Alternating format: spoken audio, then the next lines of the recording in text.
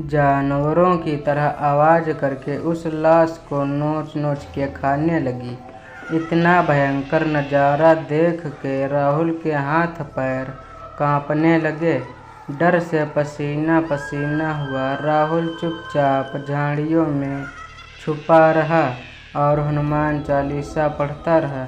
वो भगवान से बस यही मना रहा था कि हे भगवान, आज बचा लो, आज के बाद कभी भी कब्रिस्तान में नहीं आऊँगा। काफ़ी देर तक चुड़ैल ने उस मुर्दे को खाया और फिर बचे हुए आधे मुर्दे के शरीर को कल खाने के लिए उसे वापस कब्र में गाड़ने लगी।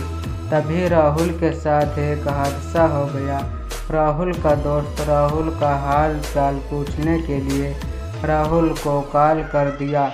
कॉल की आवाज़ सुनते ही वो चुड़ैल राहुल के तरफ देखी। झाड़ियों में छुपे होने के कारण राहुल ने सोचा चुड़ैल उसे देख नहीं पाएगी, पर ऐसा नहीं था। पालक झपकते ही वो चुड़ैल राहुल के सामने खड़ी हो गई।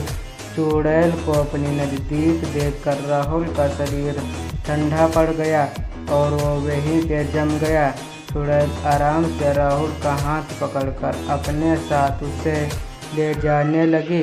राहुल बिना किसी विरोध के उसके साथ जाने लगा। चुड़ैल आधी खाई हुई लाश के कब्र के पास पहुंची और उस मुर्दे की लाश को बाहर फेंक दिया और राहुल को उस कब्र में दफन करने के लिए राहुल को कब्र के अंदर बुलाने लगी। तभी वापस से राहुल का कॉल आया। मोबाइल की रिंगटोन सुन के राहुल के होश आया और वो चिल्लाते हुए वहाँ से भागने लगा। राहुल जिधर भी भागता चुड़ैल उसके सामने खड़ी हुई मिलती। अब राहुल को उसी की मौत सामने नजर आ रही थी।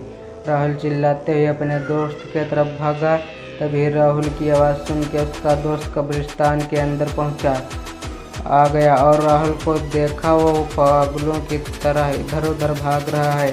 उसने राहुल को एक जोर से तमाचा मारा और उससे पूछा चिल्लाते हुए, ऐसा क्यों भाग रहा है? मैं यही तेरे पास तो हूँ। राहुल ने अपने दोस्त को बताया यह सच में चुड़ैल है। इतना सुनते ही राहुल के दोस्त ने राहुल का हाथ पकड़ा और दोनों कब्रिस्तान के बाहर भाग गए।